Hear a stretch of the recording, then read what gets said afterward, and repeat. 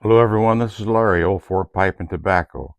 I wanted to give you a better view of the mid-30s Dunhill tinder pistol. So I will show you exactly what it is. Made it look like an old flintlock gun. Marked Dunhill. This is connected to the Dunhill, New York store in mid-30s.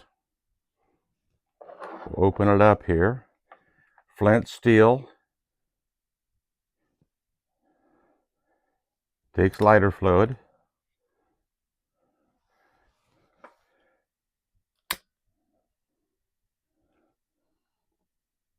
Pretty good flame.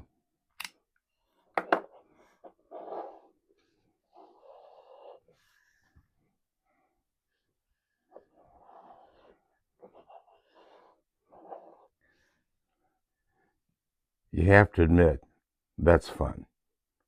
Thanks for stopping by.